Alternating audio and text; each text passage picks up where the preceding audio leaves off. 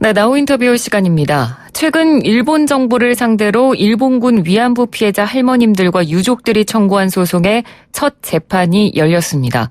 소송을 청구한 지 자그만치 3년여 만에 열린 재판이었죠. 일본군 위안부 피해 생존자 이제 단 20분밖에 남지 않았습니다. 시간은 금이다 이런 말들 참 많이 합니다만 피해 할머님들에게는 금보다도 더 소중한 시간이고 상황이겠죠. 오늘은 이번 사건을 대리하고 있는 민변 일본군 위안부 문제 대응 TF의 류광옥 변호사 전화로 연결해서 이야기 나눠보도록 하겠습니다. 변호사님 안녕하십니까? 네, 안녕하세요. 예, 소송을 제기했던 게 2016년 12월이었는데요. 지금 네, 그렇습니다. 3년이 지난 이제서야 재판이 열렸습니다. 그 소송을 제기한 분들이 그러니까 위안부 피해자 할머님들 그리고 유가족들 이렇게 구성이 돼 있는 거죠? 네, 그렇습니다. 처음에 그 원고가 21명으로 구성되어 있는데요. 그중에는 위안부 피해자 할머니 11분, 그리고 피해자분들의 유가족 10분으로 되어 있었습니다. 네. 그런데 그 피해자분 중에 한 분께서는 소송을 취하하셨고, 일단 나머지 생존자 10분 중에 5분께서 돌아가신 지금 상황입니다. 네, 그렇군요. 지난 13일에 이제 3년 만에 첫 재판이 열렸는데, 네. 어떤 자리였는지 좀 설명을 해주시면 감사하겠습니다. 네, 그 앵커님께서도 지금 말씀하셨듯이 2016년에 제기된 다음에 지금 거의 3년이 지난 대서의 첫 기일이 열렸습니다. 첫 기일이 열리기까지 아주 어렵게 열렸기 때문에 이 소송이 어떤 목적으로 제기가 되었고, 그리고 이 소송을 위해서 대리인단이 어떻게 입증해 가겠다라는 취지를 밝히고, 한편으로는 재판부가 저희 입증 계획에 대해서 어떤 의견을 가지고 있는지 듣는 자리였습니다. 네. 잘 알고 계시겠지만 이 소송은 일본이 전쟁 수행이라는 목적으로 위안소를 설치를 하고, 이 위안소에 위안부를 강제 동원하고 위안소에 위안부를 수용, 감시하면서 착취했던 이 사실이 우리나라 민법상의 불법행위에 해당한다. 그리고 따라서 이 불법행위에 대한 책임을 그 행위자였던 일본국이 져야 한다라는 불법행위 책임을 묻는 소송입니다. 네. 한편으로는 이 소송을 통해서 더 이상은 위안부에 대한 역사가 숨겨지거나 혹은 왜곡되지 않도록 하고자 하는 목적도 있습니다. 그렇군요.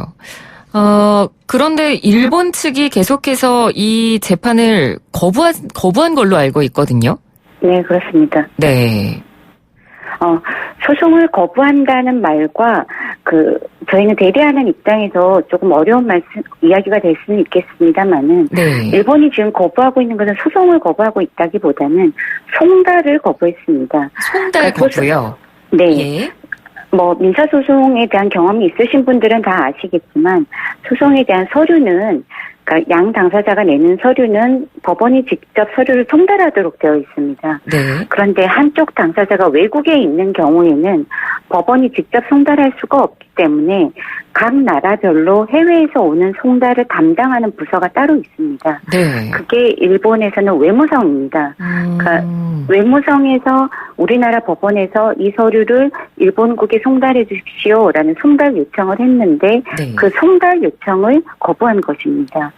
그래서 그것 때문에 송달이 되지 않는 이상은 이게 소송이 진행될 수가 없기 때문에 송달 절차를 밟는 데 시간이 많이 걸렸습니다. 그리고 일본은 그 송달 요청을 거부한 것입니다.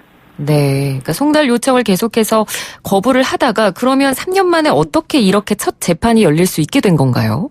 네, 그러니까 좀 전에 말씀드렸듯이 해외에서 하는 송달에 대해서 각 나라별로 송달을 담당하는 부서를 정해놓고 그 부서가 송달을 하는 방법, 이 원칙입니다. 네. 그런데 그것 이외에도 그것이 송달이 안 되는 경우라고 하더라도 소송을 진행해야 되는 거니까요.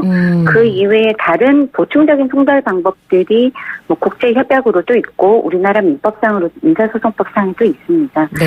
그래서 법원도 마찬가지고 저희 대리인들도 마찬가지로 그 이외에 다른 방법으로 어떻게 송달할지 오랫동안 고민했고 실제로 다른 방법으로도 송달을 시도했습니다. 네. 그런데 그 송달도 실패하게 되니까 결국은 마지막 방법으로 공시송달이라는 방법을 선택하게 되고, 그래서 법원이 공시송달 결정을 하게 된 것입니다. 예. 지금 계속 법률 이름이 나와가지고 좀 어려운 부분들이 조금 있는데요. 네, 그렇죠. 방금 변호사님께서 말씀해주신 그럼 그 공시송달이라는 건 어떤 건가요? 네, 우리나라 민사소송법상에서는 송달은 원칙적으로 서류를 직접 전달하는 것, 즉 교부 송달하도록 되어 있습니다. 예. 서류를 직접 당사자가 받아야 된다는 것이죠. 근데 당사자가 그 서류를 받지 못하는 경우에는 네. 직접 전달해주지 않더라도 법원이 그 서류를 보관하고 있고, 다만 이 서류를 법원이 보관하고 있으니까 당사자가 언제든지 찾아갈 수 있다라는 취지를 게시해 놓는 방법입니다. 네. 그것이 공시송달이라는 방법입니다. 따라서 지금 이 공시송달이라는 방법이라고 하더라도 당사자가 원한다면 언제든지 서류를 받고 소송에 응할 수 있습니다. 그렇군요. 그러면 일본이 재판에 응하지 않고 있는 명분으로 내세우는 부분은 어떤 부분인가요? 조금 전에 또 말씀드렸지만 일본은 이 재판에 대해서 어떤 의견을 가지고 있는지 소송에서는 아무 의견도 내놓지 않았습니다. 네. 따라서 재판 거부의 명분이 무엇인지는 저희들은 이 소송을 통해서는 알 수는 없습니다. 다만 그 송달 요청에 대해서 거부한 이유가 주권 침해라는 것을 들어서 거부를 했는데요. 네. 그 주권 침해를 송달 요청 거부 사유로 든 것은 좀 전에 말씀드렸던 송달에 관한 협약, 헤이그 송달 협약이라는 것이 있는데요. 거기에 송달 거부 사유로 주권 침해라는 걸 들고 있기 때문에 그 조문을 그대로 둔 것에 불과합니다. 네. 따라서 송달 요청을 거부한 사유는 주권 침해가 될 수 있을지 모르겠지만 이 재판을 어떤 사유로 거부하고 있는지에 대해서는 저희로서는 알 수 없습니다. 네, 그렇군요. 정말 우여곡절 끝에 어쨌든 13일에 첫 재판이 열렸고, 그래서 재판부에서도 이렇게 주권 침해라는 벽이 있기 때문에 변호인단이 이 부분에 관련돼서 설득력 있는 방안을 마련해야 된다, 이렇게 조언을 한 걸로 알고 있습니다. 네, 그렇습니다. 네, 관련한 국제 판례가 있나요? 네,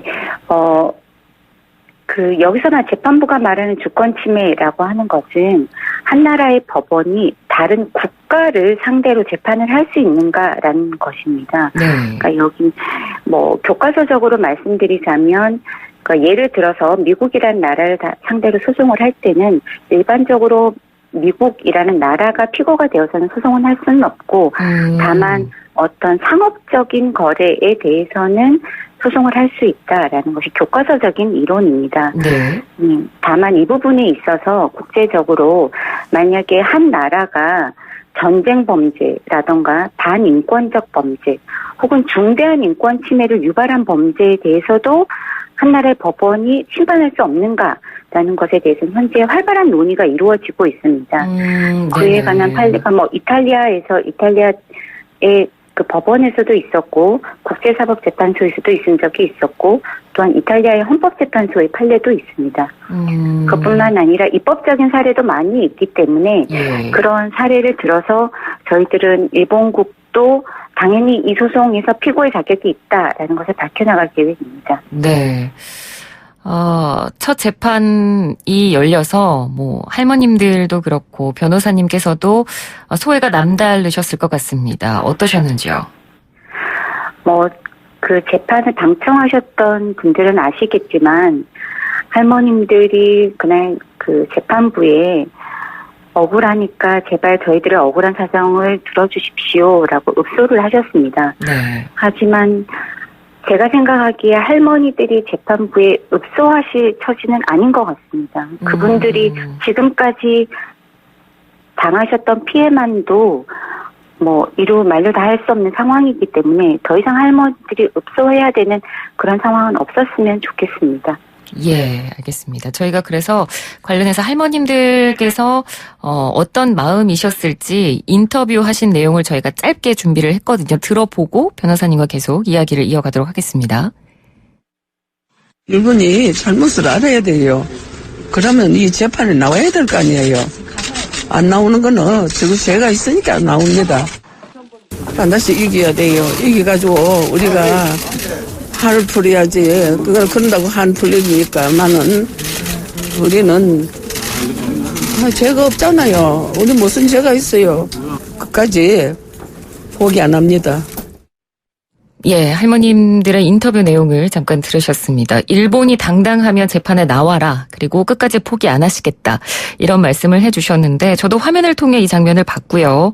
할머님들이 굉장히 지금 고령이시기 때문에 휠체어를 타고 거동이 불편하신 상황에서 재판장에 나오셨거든요. 지금 건강은 어떠신가요? 네, 한 10년 전만 하더라도 할머니들 모두 건강하시고 정정하시고 열심히 싸우셨던 것 같습니다. 그런데 지금의 상황은 정신적으로도 육체적으로도 많이 지친 상황이신 것 같아서 예. 저희들도 마음이 많이 무겁습니다. 네, 그 부분은 참 저희도 안타깝게 생각하고 있는데요. 그 변호사님께서 저희랑 오늘 인터뷰하시기 전에 이번 일이 한일 관계라기보다는 할머님들의 어떤 피해 회복에 포커스가 맞춰줬으면 좋겠다. 이런 이야기를 하신 걸로 알고 있습니다. 할머님들께서 위안부 관련 이야기가 나올 때 가장 속상해 하시는 부분은 어떤 건지도 좀 궁금합니다. 네. 이 소송의 구체적인 내용에 대해서 많은 분들이 알아주시기를 저희들은 바라는데요. 예. 이 소송은 1932년부터 45년까지 태평양 전쟁 당시에 일본이 저질렀던 일에 대한 불법행위 책임을 묻는 것입니다. 하지만 그 과거의 일이 지금까지 해결되고 있지 않은 것은 단순히 일본의 책임만은 아니라고 생각합니다. 네. 지금까지 해결되지 않은 것은 분명히 우리의 책임도 있습니다. 네네. 한편으로는 어렵기는 하지만 할머니들이 지금까지 법정투쟁을 계속 해오실 수 있었던 것은 일본에 있는 양심적인 시민들의 도움도 있었습니다. 따라서 이걸 단순히 한일관계라는 틀이라기보다는 과거에 전쟁을 통해서 일어났던 일들 그리고 그 피해자들의 그 피해에 좀 더 초점이 맞춰졌으면 좋겠습니다. 네. 그런데 참 답답한 부분이 재판은 열리긴 했습니다만 그 피고인인 일본 정부 측은 출석을 안 했거든요. 네, 이 재판이 그렇습니다. 끝날 때까지도 당사자가 이렇게 출석을 안 해도 되는 건가요? 네, 지금 현재 송달이 된 이상은 공시 송달의 방법이긴 합니다만은 송달이 된 이상은 당사자가 출석할지 출석하지 않을지 서류를 송달받아서 의견을 제출할지 안 할지는 당사자의 자유입니다. 예. 그렇기 때문에 한 당사자가 출석하지 않는 것을 결정했다라고 하더라도 그로 인해서 소송이 진행되지 않는 것은 아닙니다. 아, 그렇군요. 알겠습니다. 다음 재판일이 내년 2월 5일로 잡혔습니다. 네. 저는 법조인이 아니라서 그렇게 느껴지는지 모르겠습니다만 내년 2월 5일이라고 하니까 좀 재판일이 상당히 멀게 느껴지거든요. 네. 네, 재판 마무리까지는 어느 시간 정도나 걸릴까요? 네, 앞에서도 말씀드렸지만 할머니들께서 고령이시고 지금 예. 현재 많이 지쳐 있으신 상태이기 때문에 저희가 이 소송을 더 이상 미룰 수 없다라고 생각하고 그리고 실제로 할머니들께서는 최후 수단으로 일본에게 법적 책임을 묻는 최후 수단으로 이 소송을 선택하신 상태입니다. 그렇기 때문에 빨리 진행해야 된다라는 면도 있지만 한편으로는 지금까지 왜곡되거나 혹은 조롱당하기까지 했던 그 역사적 사실에 대해서 제대로 이 재판에 드러내고 그에 대한 책임이 어디에 있는지 밝히기 위해서는 필요한 쟁점은 모두 다투어져야 된다라고 생각합니다. 네. 그래서 서두르는 한편 모든 쟁점이 드러나도록 하기 위해서 시간이 조금 걸리는 상황인 것 같습니다.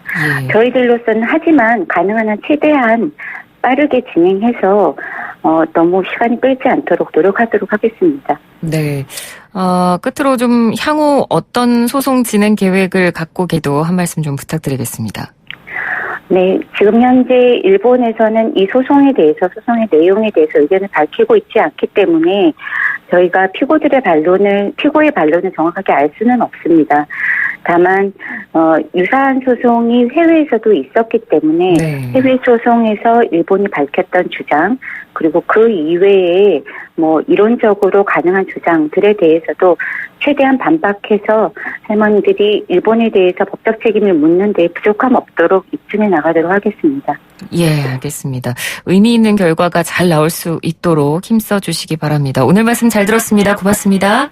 네, 감사합니다. 네, 지금까지 민변 일본군 위안부 문제 대응 TF의 류광욱 변호사와 함께 이야기 나눴습니다. 1부는 여기서 마치고요. 잠시 뒤 2부로 돌아오겠습니다.